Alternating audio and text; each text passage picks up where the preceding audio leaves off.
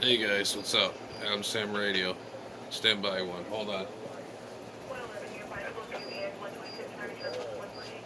what the hell is that?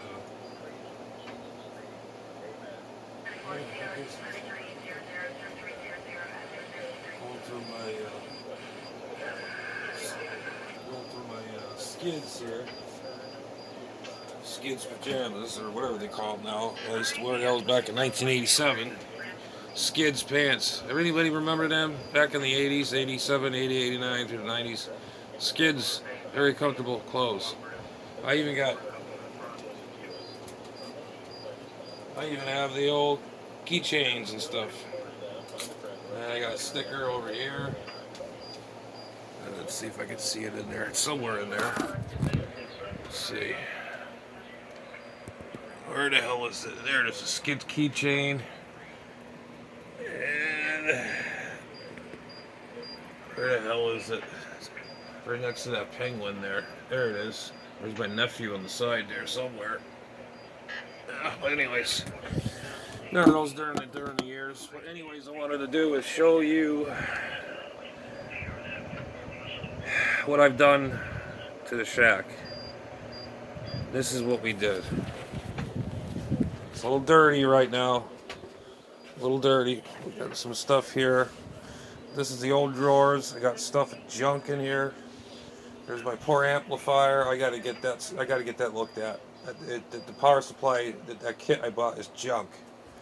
But anyways, this is what it looks like.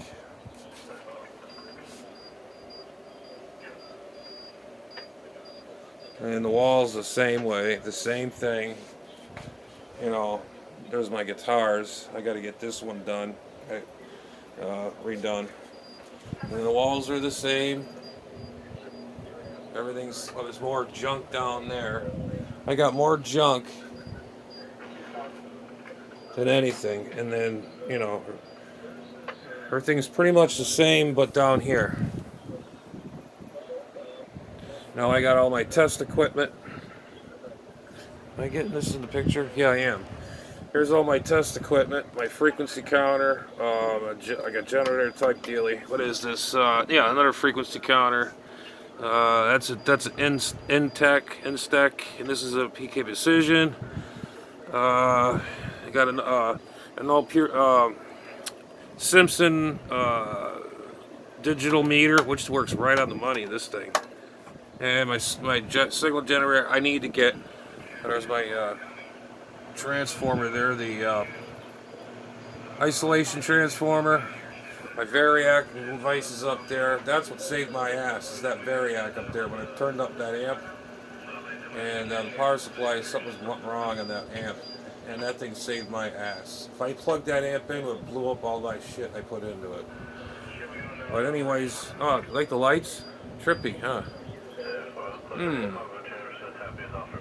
Well, anyways, so that's pretty much what we did in the shack here today.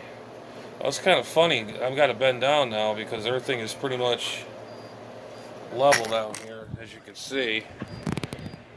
It's a nice little workspace. I got a chair. You know, all this stuff is just in the way. You know, it's just I have to put stuff somewhere for now. And well, here's my bird's Belle. God rest in peace. She passed away 4 or 5 days ago, and I saved. That's the only thing I got. I miss her. And I got everything over here, you know, pretty much almost the same way. But let's see if I can get this damn thing into focus. Focus. Focus. Remember that band? I forgot the name. It was called Hocus Pocus or something like that. Come on, man. Alright, I guess that's the best I can get it. But anyways, guys, I don't like this. It's too low. Put it on my spray tester here. There we go. That's even better. Anyways, guys, well, we did the amplifier, and the kit is horrible. I put the capacitors together, and there was 2 different revisions on the capacitor circuit boards. And I realized it, and I took it all apart, put it all back together again, did this, did that. Horrible. Horrible instructions. They should have took pictures of every step that they do. They don't give you a schematic. They don't do anything. So I'm going to have to search online and find who installed the Harpic kit for that amplifier. That amplifier, it blew that fuse that was in there, disintegrated it. It's just poof. And I had it on a Variac, very low power, very low. So this way here, nothing will get smoked or anything. I had it on very low, watched the voltage, and I saw the plate voltage or the whatever go up a little, and then I felt that Variac buzzing on my hand when I'm turning it, and I'm like, there's something going on. Sure enough, it brought the voltage up a little bit. Shoom, that fuse just blew. It's not my fault. It's the damn company that made that kit. It's a piece of crap. You know, and you pay good money for this stuff, and it's garbage. Total garbage. And I'm not happy at all. And I'm going to have to do some more research on that shitty kit. And now my amp is still on that milk crate. And I wanted to get that out of the way, so I can put it back to the little hidey hole over there in the corner of my shack, or on the, what do you call it there, on the edge of the bench. But no successful on that deal. I had that thing, I was up till, I was working on that thing probably for about 8 hours, give or take. I wanted to cut to the chase and get it done and show you all what the voltages are, this, that. I was very careful. I had the cage off. I had the safety pin out, but I did not put my hands in there, but I want to make sure everything was working, you know, and then I put it all back together. I don't know, I got the new tubes in there, I put the new doorknobs that needed it. The one doorknob, it was cracked. It was cracked. I got to find the box. It was those little round UFO looking things. It was cracked all the way through. You put it to the light, you see light through it. That was the problem. Probably why that amp went down. I bet you them Centrons are fine. I can almost guarantee it. Because it reached 500 watts at one point. When it gets warm, it just goes, whoop, goes down. I wish I'd never done this kit. You know, I wanted to upgrade it, make it last longer. I was probably better off just leaving things alone, and I just opened up a can of worms, and that thing is still on my floor on a crate. Am I depressed? Yes. Am I pissed off? Yes. Do you think, am I regretting buying that kit? Yes. There's got to be something better. They should have, like I said, had a layout or something for that kit. Because when I used to do the Heath kits, they were step by step by step. They show you everything, where it goes. They show you the pictures, how to stack the capacitors, all this other thing. Yada, yada, yada, yada. And I get this kit. It just tells you what to do, and then you turn the paper around, it shows you the capacitor bank, and it shows you the rectifier board, and your parts list. And it tells you, oh, hook this to that, hook, B plus, B minus, and hook that to this, put the spaghetti wire on this, plug it down to that, put it to... What kind of shit is that? So now my amplifier is sitting on the floor over there, and I'm very pissed off. And I wish I'd never sold my SB200 or my SB220. Now, if that was down, I would have a backup. Now I don't have nothing, so I'm going to save a couple pennies and maybe probably find an SB200 or a SB220. Or I could just call a radio company. I have a card. I don't know if it's any good. There's Associated Radio Communications. I'm going to save a couple pennies, see if he's got any used amplifiers. And I don't know, but I got to get that one fixed.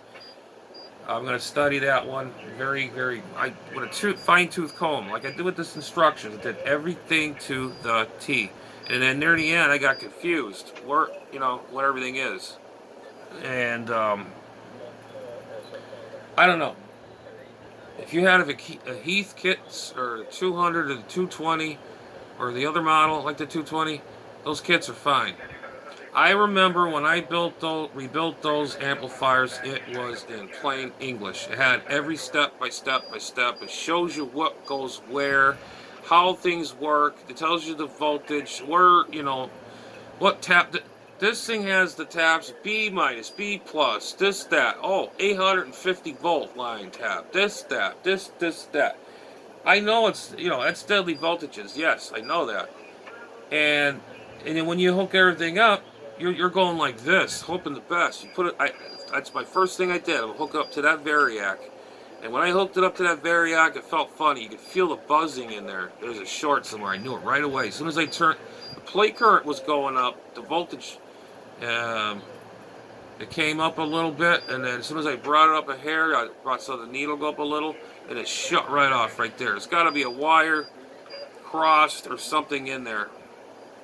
So, just figure I'd give you a rundown on that. I had a bad experience on that situation. And I never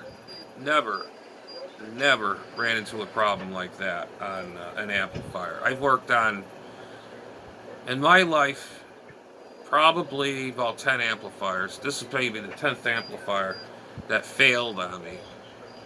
And I love that amplifier. That thing just kicks ass.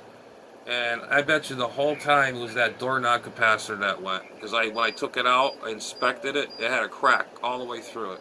I could see light. You see the light through it? It's no good. And if I changed that out, I bet you that thing would be running right now. I bet you those Centrons, I never abused them. I used them lightly. And I bet you those Centrons are fine. I got them stashed away for extras. The new Pentas are in that amp. God forbid, hope nothing happened to those. But I had it on low voltage. I didn't have it on full. It was only on, 40... What did I have it on? Yeah, I had it on about 40 volts.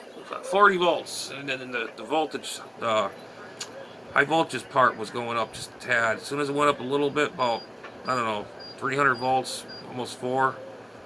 And then, poof, that was the end of it. So then that's when everything went. I says, that's it. I took it all apart again last night. I was doing this for 8 hours straight. So, anyways, guys, so that's the update on that. I'm very upset and not happy. So, I got to really sit down and really look at it and then really go through it and then go study on the interwebs more on it. So, anyways, guys, 73s, and hopefully y'all having a good weekend. So, catch you on the next one. Hopefully it's going to be a better one. Later.